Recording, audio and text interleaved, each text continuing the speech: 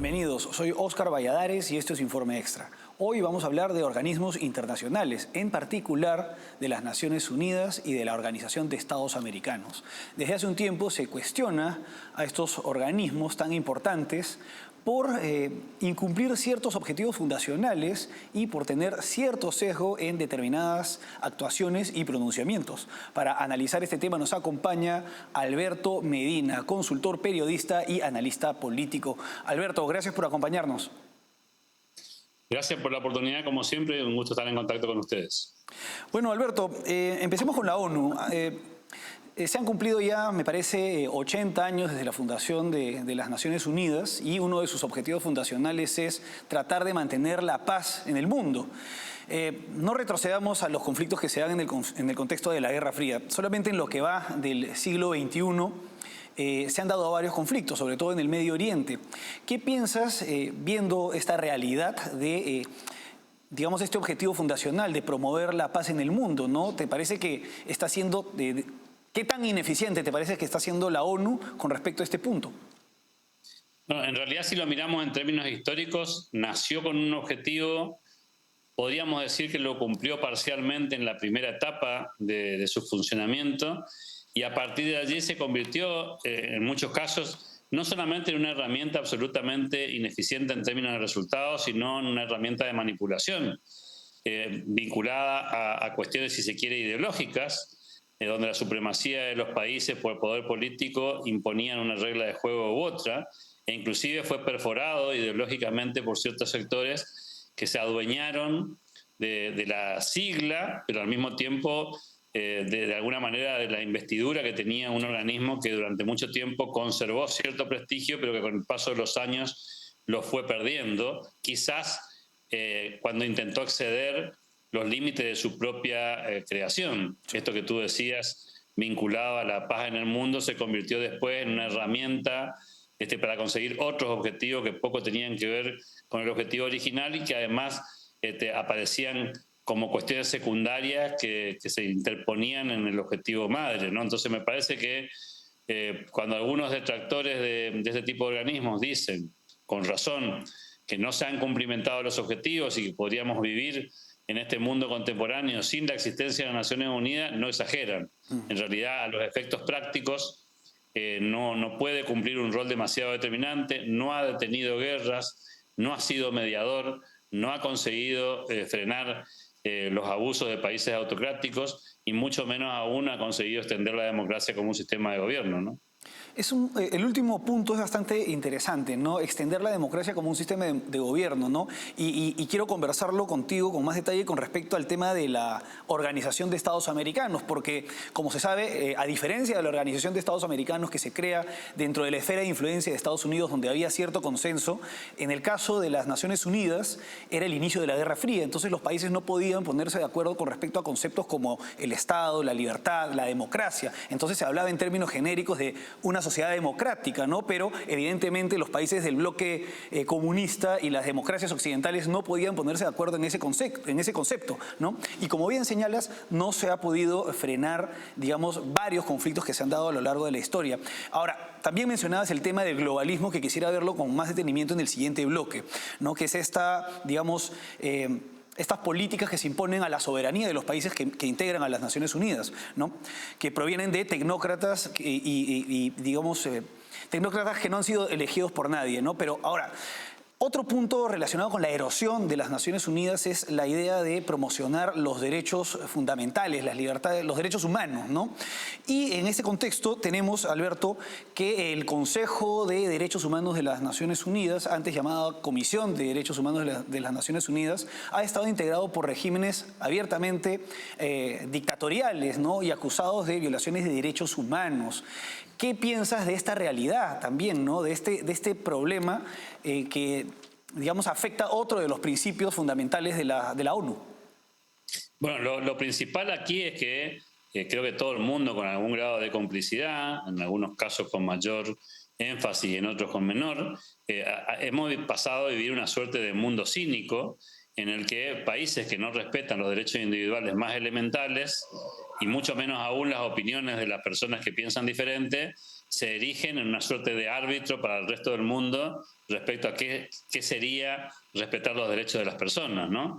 Y creo que ahí también ha caído Naciones Unidas en una suerte de despliegue que excede largamente su objetivo original, que es tratar de establecer formatos universales de estilo de gobierno, cosa que claramente no se puede, no solamente hasta antes de la caída del muro de Berlín, inclusive después de la caída del muro de Berlín. Uno podría decir que durante toda la etapa de la Guerra Fría había dos regímenes que de alguna manera gobernaban el mundo, uno democrático, con países que tendían a la búsqueda del establecimiento del Estado de Derecho, y del otro lado de la cortina de hierro una suerte de sistema autocrático de economía centralizada. Bueno, después de la caída del muro de Berlín, buena parte de ese régimen autocrático cae, se inician democracias con diferentes niveles de intensidad en esos países, pero todavía quedan un montón de otros países del mundo que tienen poder, inclusive en el caso de China, con poder de veto en cuestiones vinculadas al tema militar.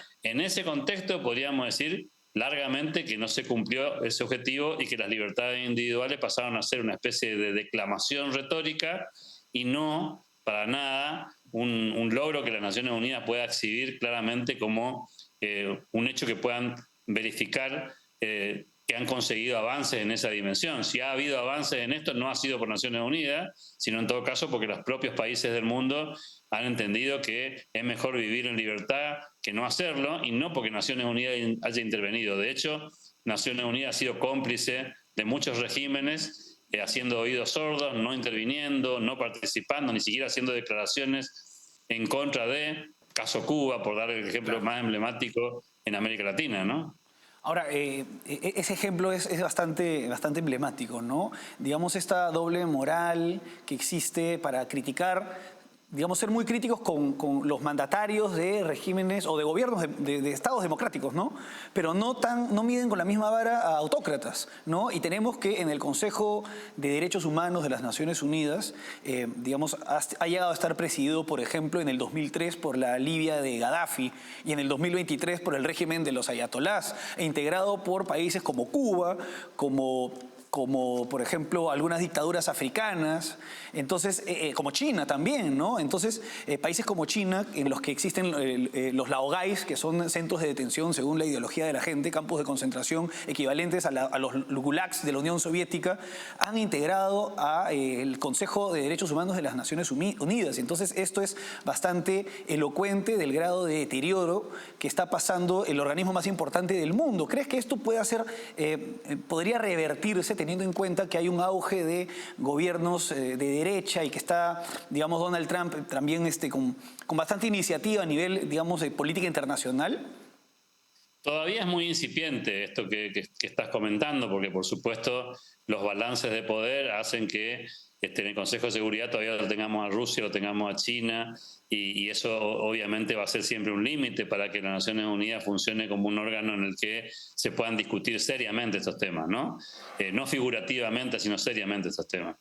Y es todavía un contrapeso. Pero sí se puede decir que hay unos primeros indicios, porque la decisión del gobierno norteamericano, por ejemplo, con el tema de la Organización Mundial de la Salud, es como un primer síntoma de que se puede prescindir de este tipo de organismos supranacionales, que de alguna manera fijan reglas de juego para todo el planeta, que de alguna manera condicionan, cuando no imponen, una modalidad de funcionamiento de cualquier ámbito de la vida ciudadana, pero todavía, insisto, es demasiado incipiente este formato como para que estemos camino a que esto desaparezca o sea reemplazado por otro tipo de organismos que intentan encontrar un ámbito de conversación. Sí podemos decir que las Naciones Unidas sí se ha convertido de alguna manera en una suerte de instancia adicional a la conversación cotidiana entre naciones, pero esa instancia adicional no ha mostrado, al menos en todos los casos, suficiente potencia como para resolver un conflicto bélico, resolver un exceso del uso de la fuerza. Lo hemos vivido en América Latina con el caso de Venezuela también.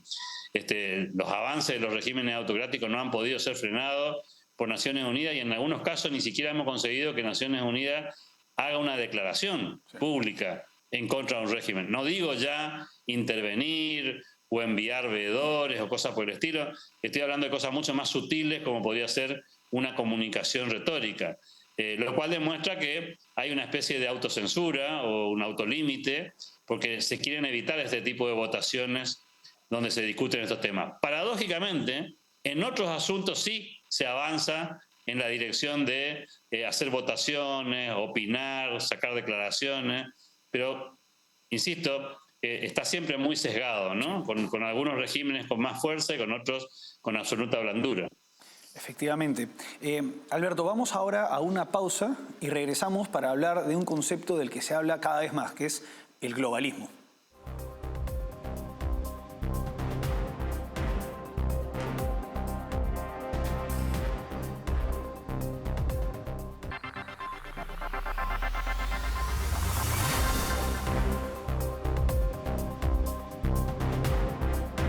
Seguimos en Informe Extra analizando la erosión institucional de las Naciones Unidas, acompañados por Alberto Medina, consultor, periodista y analista político. Alberto, un concepto del que se habla cada vez más es globalismo, ¿no? Que entendería que es esta, digamos, la imposición de políticas públicas diseñadas por burócratas con cierto sesgo a los países, ¿no?, que son miembros de las Naciones Unidas, ¿no? Esta imposición de políticas públicas, termina subordinando a la soberanía de los distintos países en las que se aplican. ¿Podrías explicarnos un poco más este concepto? Bueno, sí, el intento... Se trata de una ideología que básicamente lo que intenta hacer es ordenar la gobernanza. Es decir, se parapeta en esta idea de que debería existir un órgano que unifique políticas públicas, sobre todo en temas que nos impactan a toda la humanidad de una manera muy sistémica. Quizás el ejemplo más flagrante de esto que estamos conversando sean temas que tengan que ver con las crisis sanitarias o quizás con estas cuestiones vinculadas a regulaciones a nivel global, o temas como, por ejemplo, el cambio climático. Es decir, asuntos que, en principio, parecen que nos impactan a todos de una manera bastante homogénea, y entonces estos organismos supranacionales buscan, desde el globalismo, encontrar un mecanismo de mandato imperativo para que todos los países tengan que hacer determinadas cosas, porque es una suerte de consenso global. Sí. Obviamente, en aras de esto que suena muy interesante, muy desafiante, puede tener inclusive hasta rasgos de sentido común, viene detrás de eso toda una cultura y una ideología política que es básicamente extractiva de recursos, que lo que trata de hacer es direccionar recursos económicos hacia estas temáticas, sí, para finalmente no solamente financiar burócratas que se dedican a estudiar estos temas, científicos, gente que fija estas reglas, establece normativas, sino también, por supuesto, condicionar económicamente a muchas naciones del mundo que tienen que subsumirse bajo esas supuestas reglas que intentan mejorar el mundo y generar un ambiente más amigable. Hay mucho de manipulación ideológica acá, hay mucho avance, porque al principio fueron unos temas, sí, ahora son otros temas, y es como que se van agregando capas geológicas de asuntos en los que pareciera que alguien tiene la receta mágica para que el mundo viva mejor, ¿no? Siempre con la misma lógica, ¿no? Extraer recursos de los países para financiar proyectos multimillonarios que generarían un bienestar mayor, siempre indemostrable, sí, empíricamente. Ahora, en este escenario que describes, se habla mucho de la Agenda 2030, ¿no?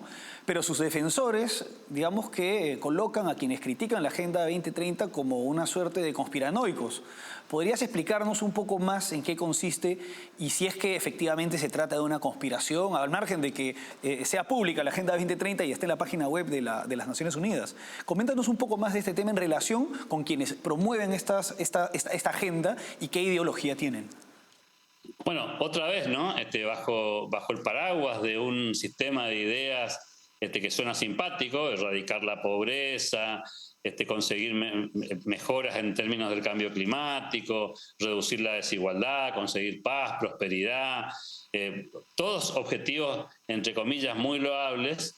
El detrás de escena de eso es que detrás de esto están muchos intereses corporativos, mucha ideología que de alguna manera intenta imponer, porque cuando hablamos, por ejemplo, de erradicar la pobreza, el mundo está dividido por lo menos en dos grandes capítulos, ¿no? Lo que creemos que erradicar la pobreza se consigue generando riqueza, y están los que creen que erradicar la pobreza es sacándole plata a los que más tienen para repartírsela a los que menos tienen.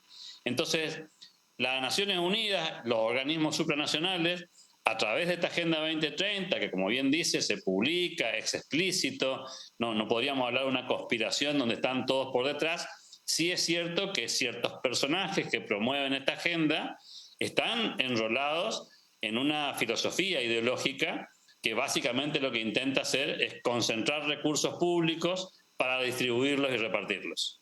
Y eso obviamente tiene una carga ideológica muy potente. Por eso es que se relaciona tanto la Agenda 2030 con la izquierda y con los intereses corporativos vinculados a la izquierda. Es decir, organizaciones, en muchos casos privadas, no solamente públicas, que tratan de capturar esos recursos para investigación, promoción de buenas prácticas, obviamente la erradicación de la pobreza a través de planes de ayuda, programas de asistencia, pero que básicamente los que administran esos programas son siempre los mismos y que tienen paradójicamente la misma ideología que quienes de alguna manera configuraron esta Agenda 2030. Entonces se termina convirtiendo, quizás sin querer, en un tema en el que lo ideológico atraviesa transversalmente esta discusión y deja de ser entonces una agenda loable para pasar a ser una herramienta institucional, jurídicamente bien presentada y hasta ideológicamente simpática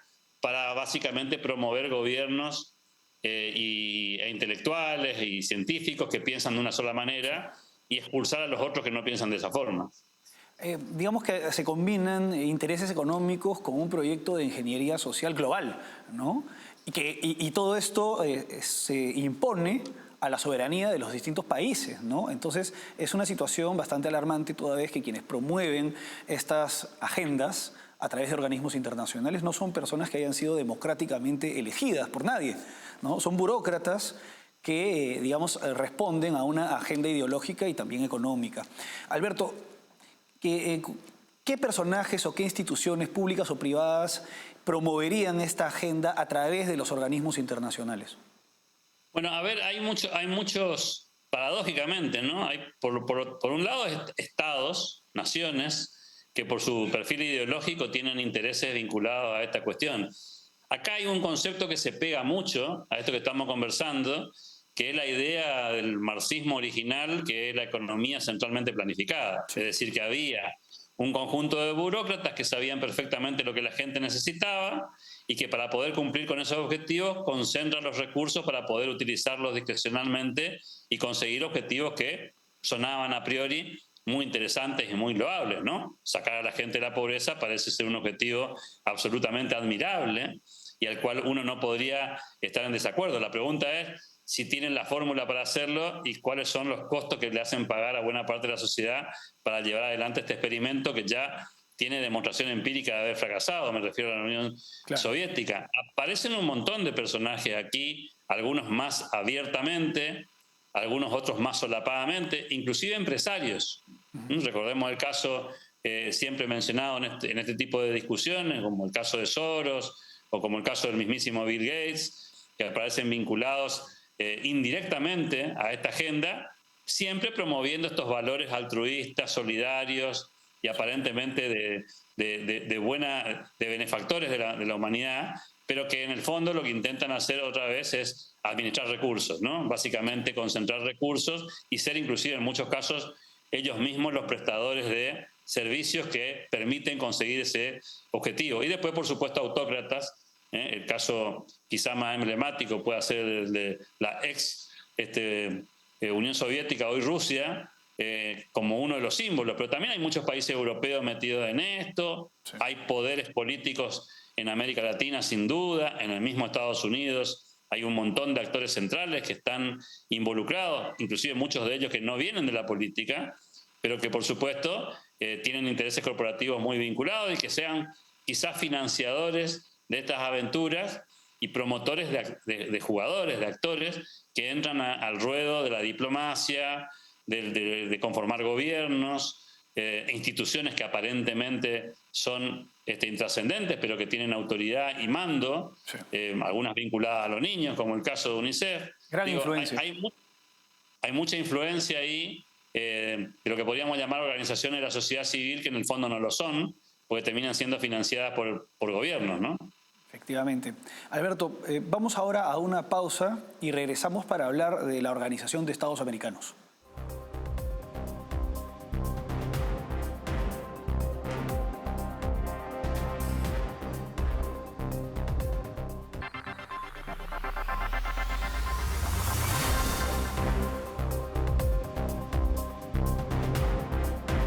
Seguimos en Informe Extra hablando de organismos internacionales acompañados por Alberto Medina, consultor, periodista y analista político. En el bloque anterior estábamos hablando de la erosión institucional de las Naciones Unidas. Ahora, este no es el único organismo afectado por esta erosión institucional y este sesgo ideológico, ¿no? Sino también es un fenómeno que se da en la Organización de Estados Americanos. Tenemos, Alberto, que la Organización de Estados Americanos se funda en 1948, 2 años después que las Naciones Unidas, también en el contexto de la Guerra Fría, pero con una diferencia importante, y es que se crea dentro de la esfera de influencia de Estados Unidos. Y en este contexto no se habla pues de promover una sociedad democrática en términos generales, sino de un concepto en particular de la democracia, que es la democracia representativa. Los países miembros de la Organización de Estados Americanos tenían que promover la democracia representativa. Sin embargo, con el tiempo hemos visto este auge pues del socialismo del siglo XXI, ahora en declive, y que países como Nicaragua y Venezuela no fueron expulsados de la OEA, sino que terminaron, digamos, retirándose ellos mismos, y en el caso de Cuba se promovió, se votó para que regresara, y Cuba se negó a regresar, ¿no? Entonces tenemos este tema. Esto es incompatible con el objetivo fundacional de promover la democracia representativa. ¿Qué piensas de esta problemática, Alberto? Bueno, hagamos un poco de historia, ¿no? Cuando nació la Organización de Estados Americanos, las primeras controversias que giraron alrededor de esta cuestión era si no se había convertido este organismo en un mecanismo de manipulación de los Estados Unidos sobre los gobiernos de América Latina, ¿no? Estamos hablando de otro tiempo, otra época, otras reglas de juego. En muchos casos en América Latina hemos vivido durante muchos de esos años procesos, digamos, de interrupción del sistema democrático. Tuvimos dictaduras que básicamente eran funcionales quizás a los intereses de ciertas corporaciones norteamericanas. No nos olvidemos de esa etapa de la OEA también. Y después vinimos a esta otra etapa más reciente, que tiene que ver con la aparición, por supuesto, del socialismo del siglo XXI, los atropellos contra los derechos individuales, las reformas constitucionales que trajeron de la mano sistemas de reelección indefinida, modificaciones y de concentración de poder. Recordemos el caso de Venezuela, el caso de Nicaragua, por supuesto Bolivia, que también avanzó un poco en esa dirección. Otros no pudieron, no porque no quisieron, y tampoco ahí hubo ninguna denuncia ni participación explícita de la OEA para ponerle freno, ni siquiera declarativamente. Siempre se cuidaron mucho de no exceder esos límites, y entonces la cuestión de la soberanía y la institucionalidad me parece que es un capítulo que la OEA desaprobó. Bien decías el caso de Venezuela y Nicaragua retirándose de la OEA, pero nunca fueron suficientemente acusados de los delitos que tenían per se puertas adentro de sus países. Hoy te diría que la OEA, lejos está de cumplir ese objetivo, ha pasado a ser otro de los organismos supranacionales sin vinculación directa. Se terminan metiendo solamente a la hora de opinar de temas secundarios, temas, si se quiere, más políticamente correctos, sí. Y termina siendo un organismo financiado por los ciudadanos de toda América Latina, en este caso, de toda América, digo, en este caso, pero que no cumple con el rol para el cual fue creado. Claro, nadie se anima a ponerle cascabel al gato aquí, y lo cierto es que se queda la cuestión hasta nunca acabar, ¿no? Y me parece que vamos a continuar así. Lejos está de haberse convertido en una herramienta de difusión y promoción de las democracias, de los derechos individuales y del desarrollo como originalmente fue pensada. Ahora, efectivamente, Alberto, ¿no? Pero tal vez en el caso de la Organización de Estados Americanos, con este nuevo auge pues, de liderazgos de derecha en la región y con el segundo gobierno de Donald Trump, podría, no sabemos, reencauzarse el rumbo pues, equivocado que ha estado teniendo en las últimas décadas la Organización de Estados Americanos. Esperemos que así sea, por el bien de la región. Alberto, como siempre, ha sido un gusto tenerte con nosotros. Hasta pronto y muchas gracias por la posibilidad. Gracias a ti. Bueno, eso fue todo por hoy. Hasta aquí Informe Extra. Gracias por acompañarnos.